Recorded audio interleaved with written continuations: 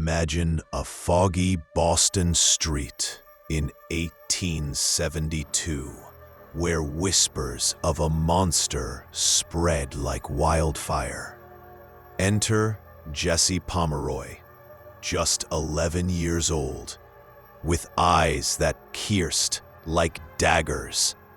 A seemingly ordinary boy from a broken home, his father gone, mother scraping by in a shoe store. But beneath that innocent facade lurked a darkness no one saw coming. It started small, luring younger boys to abandoned beaches, stripping them, whipping them with cords until they screamed. The city called him the Boston Boy Fiend. Police dismissed it as childish pranks at first. But Jesse, he craved the power, the screams fueling a fire only he understood. As the attacks escalated, terror gripped South Boston. Little did they know, this was just the prelude to unimaginable horror. Stick around, because what happened next will chill you to the bone. Fast forward to March 1874. Jesse, now 14 and towering at 5 feet 11 inches, had graduated from torture to something far deadlier. He spotted 10-year-old Katie Curran in his mother's shop, a trusting girl with no idea of the evil lurking behind the counter. "Want to see some dolls upstairs?" he cooed, leading her to the back room. What followed was a nightmare. Jesse slashed her throat with a razor, stuffed her body under the floorboards, and went about his day like nothing happened. But the smell gave him away. His mother noticed, confronted him. Jesse confessed coolly, then spilled everything. The murders of 2 boys the year before, bodies mutilated and dumped in marshes. Sexual sadism drove him, a twisted thrill from dime novels about pirates and outlaws. Boston reeled. How could a child become America's first serial killer? The manhunt was on, but Jesse, he was already plotting his escape. Panic swept the streets as posters of Jesse's face, described as handsome but sinister, plastered every corner. Rewards piled up, but he slipped away, hiding in barns and begging for food. Days later, a farmer in Chelsea spotted him, the boy with the haunted stare. Handcuffed and dragged back, Jesse faced a city baying for blood. Interrogations revealed a boy obsessed with violence, reenacting crimes with eerie detachment. His mother, Ruth, torn between love and horror, begged for mercy, claiming bad influences from cheap books. Psychologists of the era puzzled over his moral insanity. Was it nature or nurture? Witnesses from his torture victims testified, their scars a testament to his cruelty. The trial gripped the nation. Headlines screamed, "The boy murderer." As evidence mounted, bloodied razors, hidden letters, Jesse smirked in court, unrepentant. But would justice hang a child or spare him? November 1876, the gavel fell. Guilty on all counts. Manslaughter for the boys, murder for Katie. At 16, Jesse faced the gallows, the youngest ever sentenced to death in Massachusetts. Crowds gathered, morbidly curious, but Governor Rice commuted it to life in solitary at Charlestown Prison, a fate some called worse than death. 40 years in a 7-by-7 cell, chained, fed through a slot. He emerged broken, blind in one eye, but the monster never fully died. Attempted assaults on guards marked his rage. Released to an asylum in 1929, he died in 1932, whispering of regrets that rang hollow. Jesse Pomeroy's case birthed debates on juvenile justice, dime novels' dangers, and the roots of evil. Was he born bad or made by a cruel world? One thing's sure, in the annals of true crime, the boy fiend remains a haunting reminder that darkness can hide in the smallest shadows. What do you think drove him? Drop your Newcastle, England, 1968. A gritty industrial town where kids played amid coal dust and dreams deferred. Amid the chaos lived Mary Bell, 10 years old, with wild curls and a smile that lit up rooms. But behind those eyes burned a storm no child should know. Born to Betty, a prostitute who once tried to smother her as a baby, Mary's life was a carousel of abuse. Locked in rooms, forced to witness horrors, even practicing strangulation on her dolls. Neighbors saw a tomboy, feisty and free, but teachers noted her drawings, stick figures with nooses. It began innocently enough, petty thefts, fights. Then, on May 25th, a 4-year-old boy, Martin Brown, vanished from a derelict house. His body found strangled, tiny hands clenched.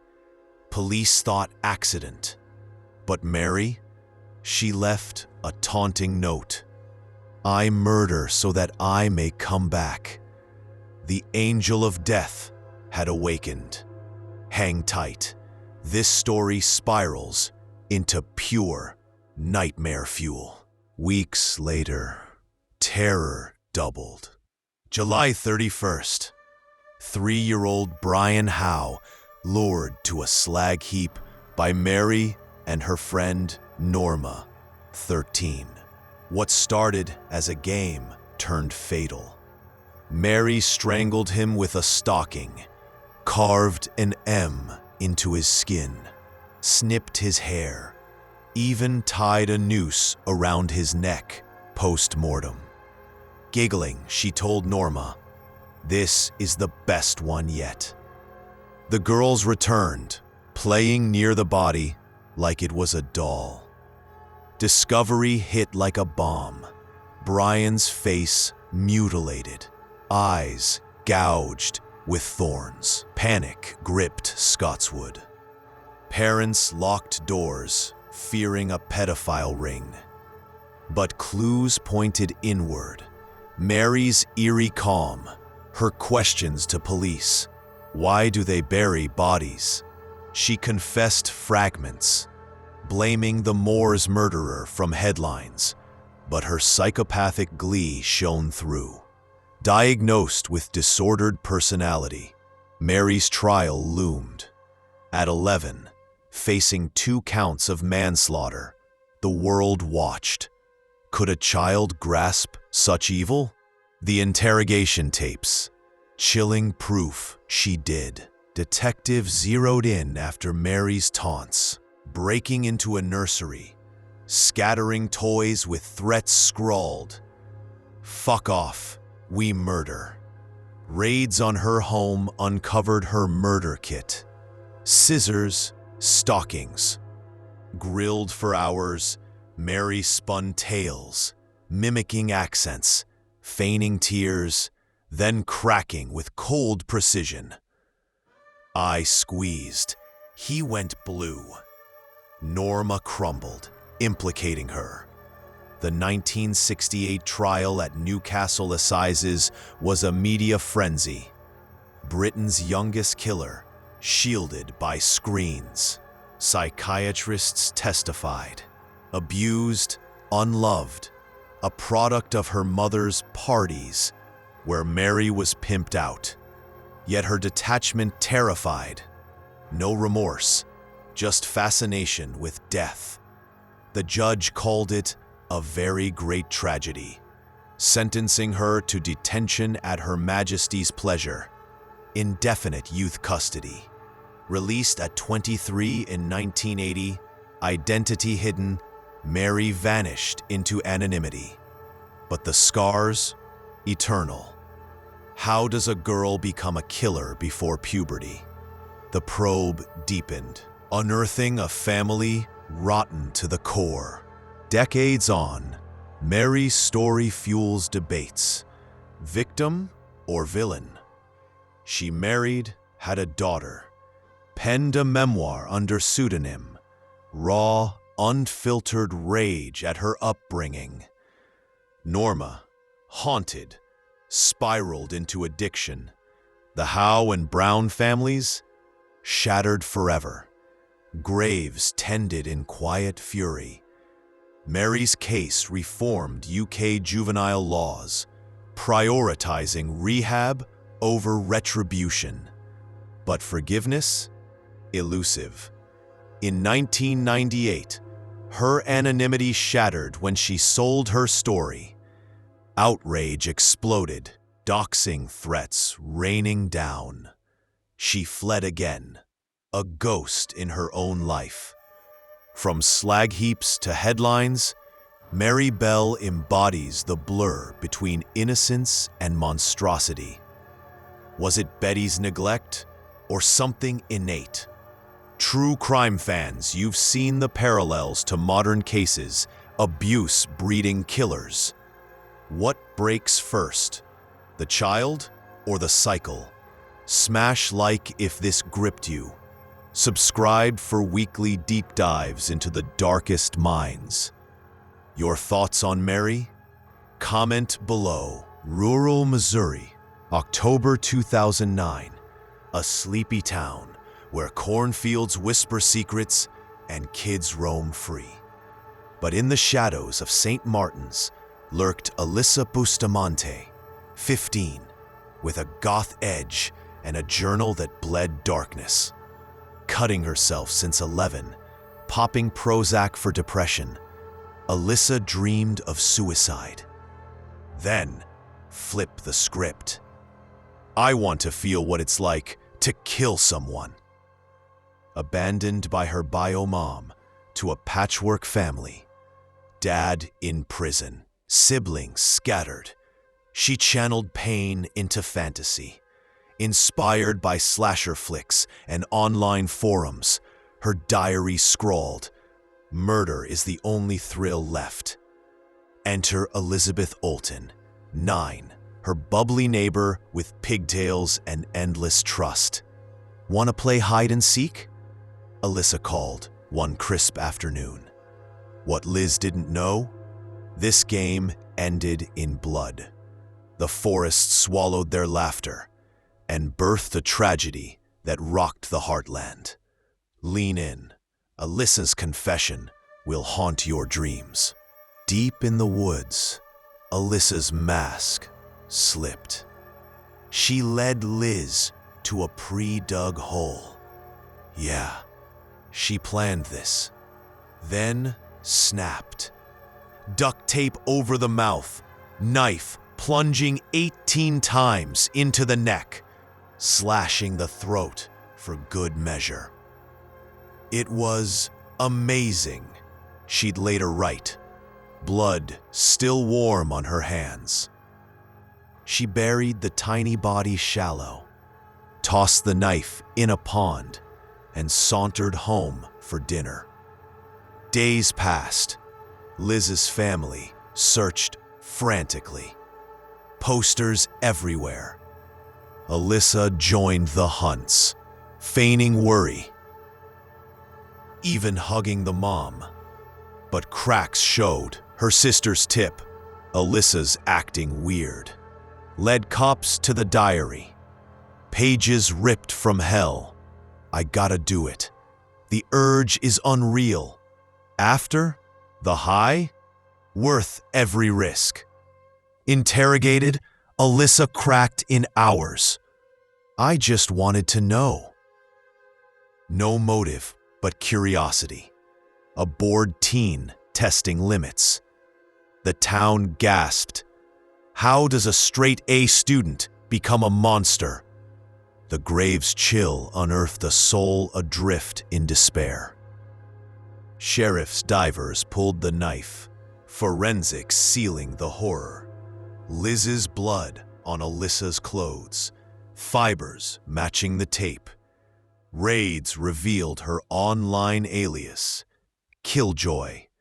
Forums buzzing with kill fantasies. Psychovals painted a portrait. Bipolar, abused past, but no full psychosis. Just a thrill seeker gone lethal. Plea deal talks crumbled. Prosecutors pushed first-degree murder, armed action. The 2012 trial in Jefferson City was electric. Media swarmed, families clashed. Alyssa's defense, mental illness, teen brain not fully formed. But the diary, damning poetry of premeditation. Witnesses, friends, shrinks, testified to her dark side, cuttings hidden under hoodies. Liz's parents wept. She was our light. Verdict: guilty on second degree, plus 30 years consecutive. At 18, Alyssa faced life. Tears finally real. But was it remorse? Or just the cage closing? The courtroom emptied, but the echoes of that forest scream. Today, Alyssa rots in Chillicothe Correctional, eligible for parole at 50. Debates rage on juvenile sentencing post Miller v. Alabama. Her diary, sealed but leaked snippets, inspires docs and podcasts, a cautionary tale of unchecked isolation in the digital age. Liz's family, forever broken, channeling grief into advocacy for missing kids. Alyssa's own kin, splintered. Sister's tip saved others, but trust shattered. This case spotlights mental health black holes in small-town America. Meds mismanaged, cries ignored. From emo anthems to autopsy tables, Alyssa's arc warns: boredom plus pain equals danger. True crime devotees, you've binged the serials. This one's raw, real. Was she redeemable or pure predator? Hit subscribe for more unfiltered dives into young minds gone wrong. Share your take. Nature, nurture, or Netflix? Let's unpack in comments. Jacksonville, Florida, November 1998. A sunny suburb where baseball games and barbecues masked suburban bliss. Josh Phillips, 14, lanky and loved, dreamed of Little League glory. Bullied at school, grounded for flooding the bathroom, he sought escape in video games. And his neighbor Maddie Clifton, 8, a firecracker with freckles and endless energy. They bonded over hide and seek, innocent adventures in a world too big for kids. But one fateful afternoon, a baseball cracked a window. Josh's fault. Panicked, he grabbed a mini bat to fix it, but Maddie burst in, catching him mid-lie. "Don't tell," he begged. What spiraled from a white lie became America's most gut-wrenching juvenile case. Her body hidden for a week under his bed. The stench alerting Mom. Josh's calm facade, a ticking bomb. Dive deeper. This tale of denial and dread will grip you tight. The swing was accidental, or so Josh claimed. Bat to the head. Maddie crumpled, whimpering. Terror struck. "Mom'll kill me." In frenzy, he stabbed her 11 times. Drowned attempts failing until silence. Blood soaked the carpet. He dragged her 40-pound frame under the bed. Plywood shield. Even slept atop the bulge. Days blurred.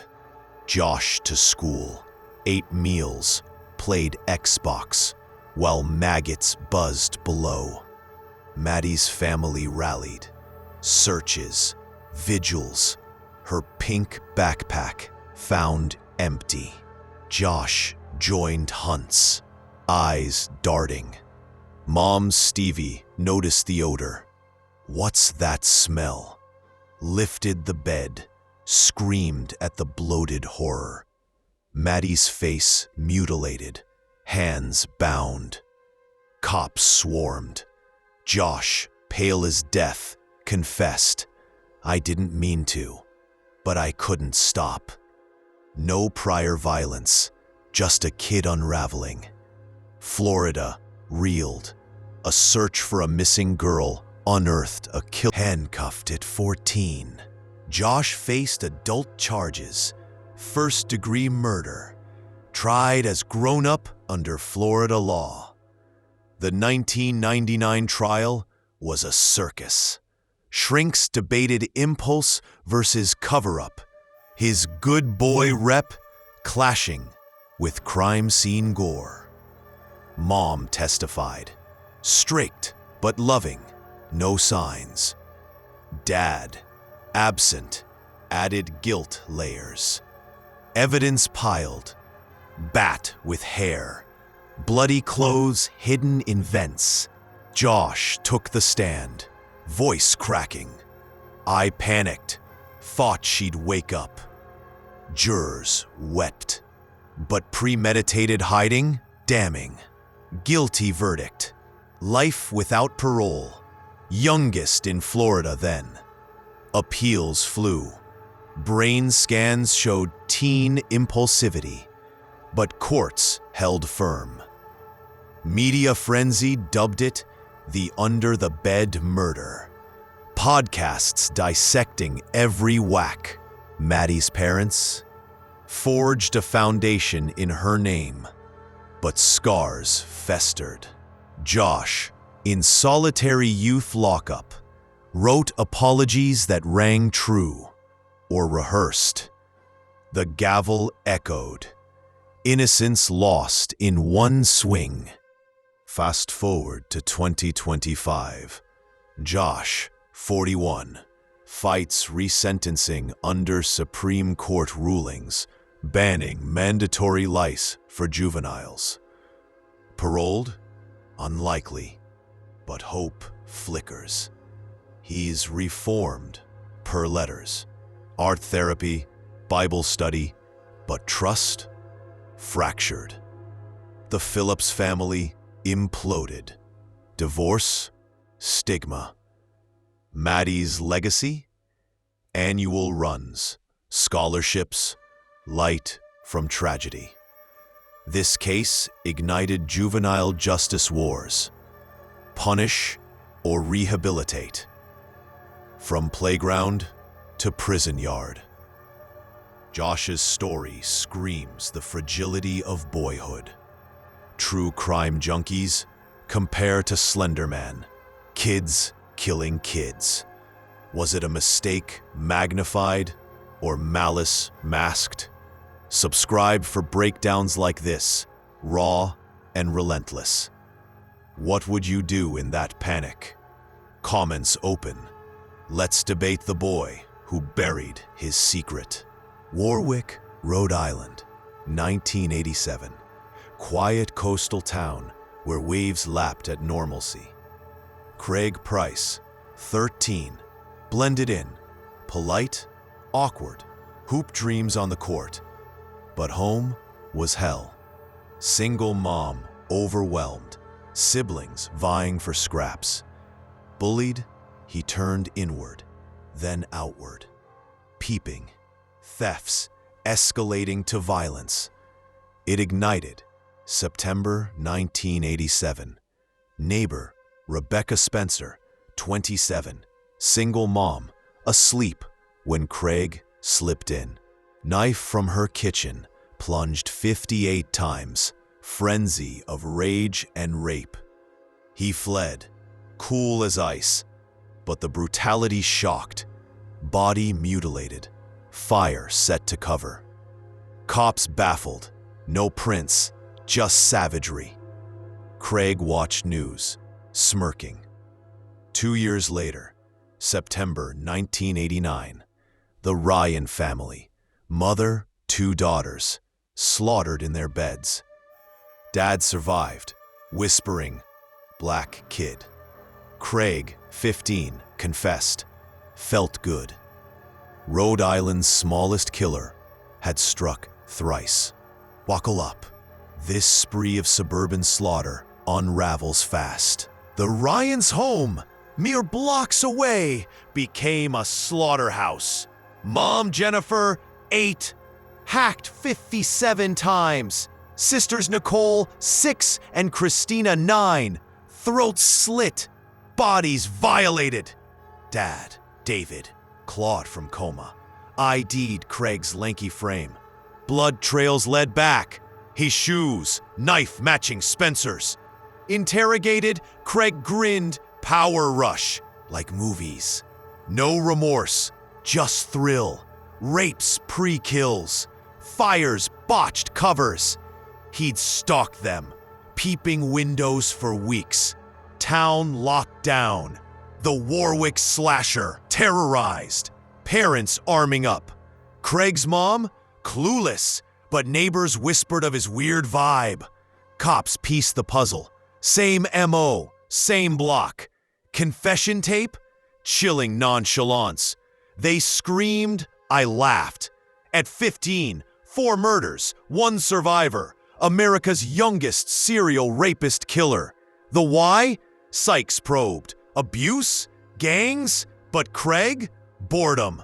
The noose tightened, but juvenile laws loomed merciful or monstrous. Arrest rocked Warwick. Raids, tears. Craig cuffed in his room amid rap posters. Trial bypassed youth court. Adult charges for the gore. 1991. Guilty pleas to 3 murders, 1 assault. Sentence? Max juvenile. Hold till 21, then free. Outrage exploded. Victims' kin protested. Monster walks. Therapy inside? Spotty. Craig boasted to inmates. Planned more. Released 1994 to group home.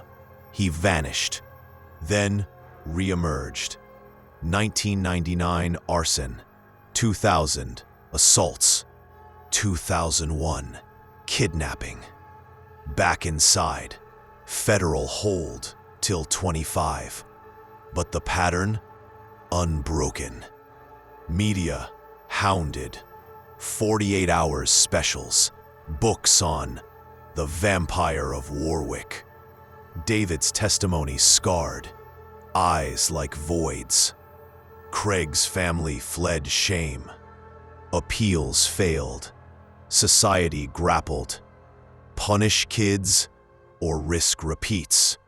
The slasher's blade hung over Rhode Island. A warning etched in blood. Today, Craig, 51, serves indefinite civil commitment. Psych eval deems him high risk, Parole denied repeatedly. Victims' ghosts linger. Memorials, foundations against violence. His spree birthed laws extending juvenile holds, echoing super-predator fears. From court to concrete, Craig embodies unchecked youth fury. Abuse, media, or madness. True crime circles buzz. Worse than Bundy at that age? Subscribe for these gritty timelines. No fluff. Was release ever right? Or society's failure? Drop verdicts below. Let's dissect the boy who turned paradise to purgatory. Colchester, Essex, 2014. A historic town of castles and calm, shattered by a shadow in school uniform. James Fairweather, 14, unassuming, spotty teen, gamer, average grades. But online, he devoured serial killer docs. Fred West, Peter Sutcliffe, fantasizing fame. Bullied, ignored by parents amid divorce. James seethed, "I'll be infamous." March 2014, first strike. James Atfield, 33, drunk in a park, easy prey. James pounced, stabbing 102 times, chest, back, face, in a frenzy of hero worship. Atfield, disabled, begged. James fled, high on blood. Body dumped like trash. Cops chased psycho theories. Gangs, drugs. But James, back to class, doodling knives. 6 months later, September 20. Barnes' trail of blood led nowhere at first. Random, brutal. Colchester panicked. Patrols, curfews, Essex Ripper fears. James escalated, stole a bike, trolled paths, struck again, but hubris tripped him. CCTV caught his lanky stride, school blazer. Raids hit his home, computer history screaming killers, diary. Atfield was practice, Barnes perfect. Interrogation, eerily calm. Inspired by YouTube. Felt powerful. No remorse, just thrill. Chose vulnerables for ease. Psych profile. Antisocial, low empathy. Family chaos, fueling void. At 15, 2 murders, 0 pity. The town mourned. Vigils for Atfield, dad of 3. Barnes, teacher beloved. James's folks, stunned. Quiet lad. Evidence mounted. Fibers, witness sketches matching his dead eyes. The net closed. October 2015. Arrested at a friend's. James smirked through cuffs. Trial 2016 at Ipswich Crown Court. Waived youth anonymity, facing adult eyes. Prosecution, premeditated, sadistic. 102 wounds, no accident. Defense, troubled kid, TV poison. But his boasts? Wanted to outdo them all. Juries gasped at photos. Gore unfit for headlines. Psychs testified. No psychosis, just wickedness. Guilty on 2 counts. Life with 27-year minimum. Youngest double murderer since Bell. Appeals crushed. James shipped to max security youth wing. Media storm. Britain's baby butcher. Families ravaged. Atfield's kin sued for closure. Barnes school empty. Society probed. Screen time's dark side. James's isolation. The gavel sealed a teen's tomb, but questions festered. Copycat or creator? Now 24. James rots in adult prison. Reformed claims dubious assaults inside. His case sparked online radicalization laws, school mental health pushes. Colchester heals slow. Plaques, awareness walks. From laptop glow to lockdown, James warns of Thames' fatal lure. True crime fam. This rivals US slashers. British twist. Media monster or damaged soul. Subscribe for more UK chills. Dissected deep. Your hot take. Nurture's fault. Comment chaos below. Albuquerque, New Mexico, January 2013. A Bible Belt haven where faith families thrive. Nehemiah Griego, 15, golden boy, worship leader, homeschooled prodigy, guitar-strumming teen. Parents Greg and Sarah, pastors, raised him strict. 8 kids, devotionals daily. But cracks hid. Nehemiah's girlfriend breakup triggered rage, porn addictions shamed. January 19th, church practice ends.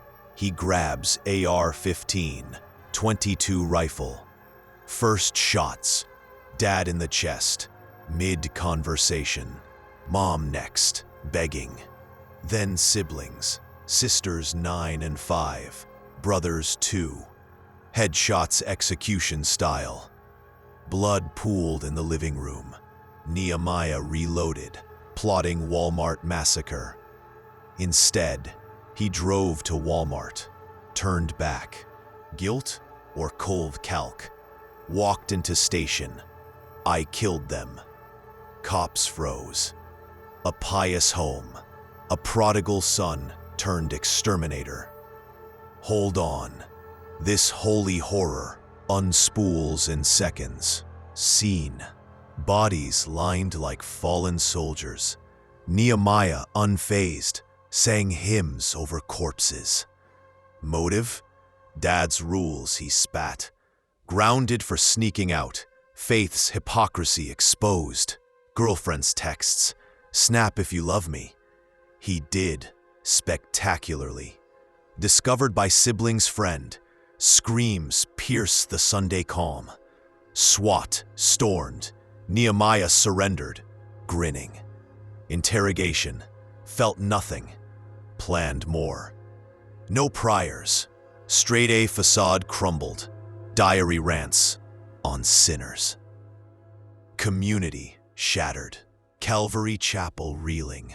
How? Parents' ministry tainted. Evidence. Guns from dad's safe. Casings neat. Psychs later. No disorder. Just teen fury volcanic. At 15, 5 kills. Familicide rare. Rarer from good homes. The why nod? Nurture's bomb? The station's fluorescent buzzed as his world ended. Mass shooting averted, but at what cost? The altar, stained red. Charges slammed. 5 first-degree murders. Child abuse. 2015 plea. Guilty to seconds. Avoiding death row. Trial bypassed. Youth detention till 21, then adult. But appeals. Brain scans showed impulse fog, faith abuse twisted. Judge. Utterly senseless. Sentencing. 2019. Life. No parole till 60. Nehemiah wept. First emotion? Kin forgiven? No. Survivor's kin sued church for oversight. Media blitz. Pastor son slayer. His girlfriend cleared, but scarred. Community. Vigils. Gun debates. Evidence fault. Bloody Bible. Untouched. The gavel fell. A boy god dethroned. Was it Satan's whisper or Dad's whip? The chapel emptied. Echoes of shots eternal. Age 27 now. Nehemiah's in Maxsec. Born again claims, ironic.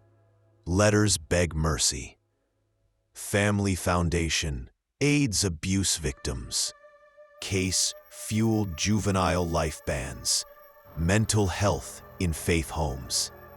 From pulpit to pen, his arc screams, suppressed screams. True crime peeps, this tops familicide files. Holy hypocrisy. Redeemable? Subscribe for faith-fueled frights. Thoughts?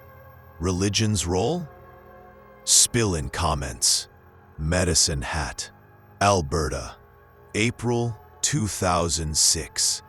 A prairie idyll where oil rigs dot endless skies. Jasmine Richardson, 12, pigtailed prodigy, honor roll, flute whiz, but rebellion brewed. Goth phase, ditching church for horror flicks. Enter Jeremy Steinke, 23, lover boy with wolf fangs, werewolf tales. Online chats ignited, forbidden romance, natural-born killers marathons. Jasmine's folks, strict, grounded her, banned him. They'll pay, she vowed. April 23rd, sleepover ruse. Jeremy sneaks in, stabs Dad Mark 21 times, Mom Dawn 24, throats slit. Brother Jacob, 8, last, 24 wounds, mutilated. Bloodbath home. Duo fled in truck, high-fiving. Freedom, Jasmine texted friends. Discovered by kin. Horror unfolded. Canada's youngest killer? A tween Bonnie to his Clyde. Stay locked. This teen terror races reckless. Post-massacre. Joyride to waterfall. Wedding plans scribbled in blood. Arrested 40 miles away. Jeremy cuffed. Jasmine hidden in trunk. Confession? Giddy. Parents were vampires. We slayed. Motive? Control snatched. Oppressive home. Evidence? Jeremy's truck gore. Knives matching. Jasmine's diary. Kill lists. Family first. Town traumatized. School locked. Hatchet house shunned. Interrogations. Jeremy rambled Manson style. Jasmine cool. He made me. Sykes. Manipulated or mastermind. At 12. 3 murders. Fratricide twist gutted. Media frenzy. Tween terror. The blade's arc from kitchen to crime scene seared souls. Escape foiled, but damage done. How does puppy love turn slaughter? The truck's dust settled on dread. 2007 trials. Jasmine adult charged. Jeremy first degree. His guilty. Life 25 minutes. Jasmine's manslaughter. Youth brain. But appeals, her instigation clear. Planned it. Sentence, 10 years youth custody. Released 2016 at 22. Identity shielded. New life in BC. Jeremy, paroled 2019. Stalked. Families fractured. Richardson's kin sued for closure. Evidence, love notes in blood. Court whispers, malignant narcissist duo. Canada, reformed. Age of consent hikes. Online groomer laws. The gavel spared a child. Mercy or mistake? Ghosts of Medicine Hat wailed. Jasmine, 31. Anonymous mom now. Rumors of normalcy swirl. Case inspires films. Warnings on age gap traps. From rom-com to crime doc. Their saga spotlights grooming's gore. True Crime Tribe. This echoes Columbine crushes. Victim or villain? Subscribe for Prairie Horrors Unpacked. Verdict on Jasmine? Comment Carnage. Chester, South Carolina, November 2001. Rural roads and revival tents, where family ties bind tight. Christopher Pittman, 12. Tow-headed terror. Parents divorced. Bounced between homes. Depressed. Bedwetting. Docs prescribed Zoloft. New kid on psych block. Placed with grandparents Joe and Joy. Strict but loving. November 29. Turkey coma post-Thanksgiving. Chris woke raging. Devil voices. Shot Joe in sleep with shotgun. Then Joy. Heads blown. Set fires. Drove golf cart away. Crashed. Called 911. Grandma hurt me. Cops found bodies charred. Chris calm. They abused me. Zoloft defense brewed. Side effects or lies? Small town shock. Cherub-faced killer. Buckle in. This pill-popped plot twists toxic. Scene. Double homicide. Home ablaze. Shotgun blasts echoing midnight. Chris fled to woods, then Kin's house. Monsters attacked. But forensics, point blank, no struggle. His tale, grandparents beat him, drugged coffee. Zoloft logs, started weeks prior, mood swings noted. Motive? Voices said kill or die. No priors, choir boy rep. Town divided, pity the kid or prosecute. Interrogation, tears, then slips. Felt good. Psychs clashed. Akathisia from meds or manipulation. Evidence? Gun from granddad's closet. Accelerant traces. The 911 tape? Oscar-worthy sobs. How does a pill unleash hell? The ashes hid answers, but suspicion smoldered. 2004. Trial. Adult charge. Murder 2 counts. Defense. Pharma fiend. Zoloft's black box warning ignored. Prosecution. Cold calc. Fires to cover. Jury split. 5 days. Guilty. Sentence. 30 years. No parole till 50. Appeals. Supreme Court eyes, but held. Media. Prozac murder. Pfizer sued. Settled quiet. Grandkids testified love. Chris's dad, meds messed him. Verdict rocked. Youngest SC lifer. Zoloft scrutiny spiked. Warnings beefed. The bench banged. A boy's brain. Battled blame. Age 36. Chris in Kirkland.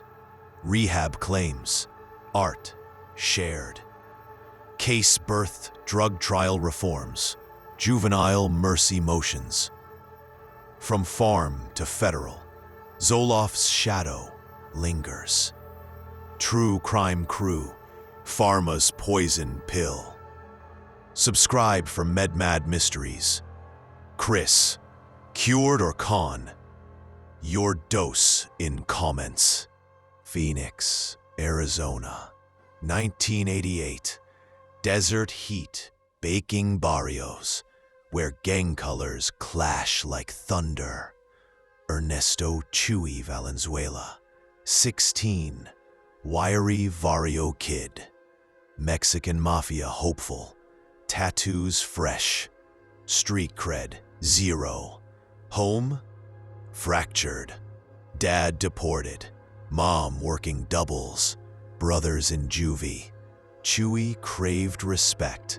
Tagging walls. Slinging dime bags. Rival Southside gang eyed him weak. July night. Party beef erupts. Chuy pulls 138. Pops rival Eddie. 17. 3 shots, center mass. Flees into alleys, blood on Reeboks. Body dumped in canal. Cops chalked gang hit. But Chuy bragged at cookouts. First blood. No remorse. Just rank climb.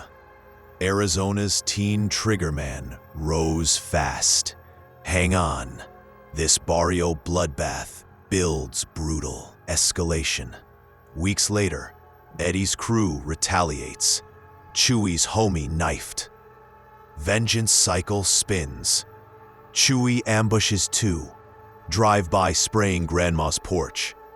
1 dead, 15-year-old bystander. Bullets ricochet. Screams pierce night. Chuy laughs. MA style. Cops swarm. Undercover in lowriders. Wiretaps buzzing. Chuy's hot. His reps soared. Mafia inducted him low level. Motive? Loyalty. Machismo. Gang over God. Evidence. Shell casings etched with tags. Snitch whispers. At 16. 3 kills. Drive-by kingpin. Phoenix panicked. Curfews. Chuy hunts. The 38's bark echoed empire dreams. How deep does street suck a soul? The canal's current carried clues. October bust. Raid on Chop Shop. Chuy cuffed mid-toke. Trunk. Guns. Bloodied rags. Confession. Had to, carnal.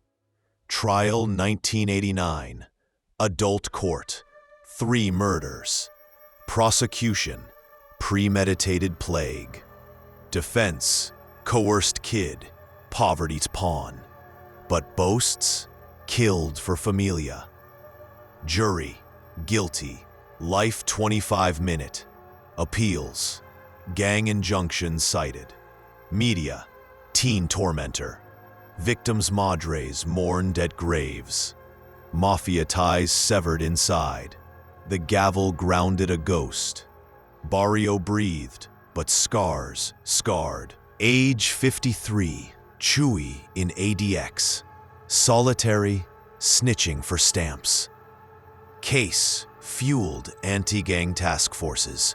Youth outreach. From alley to iron, his ghost warns turf's toll. True crime posse, cartel kid classic. Subscribe for Southwest slaughters. Chuy, reformed or residual? Comment your call.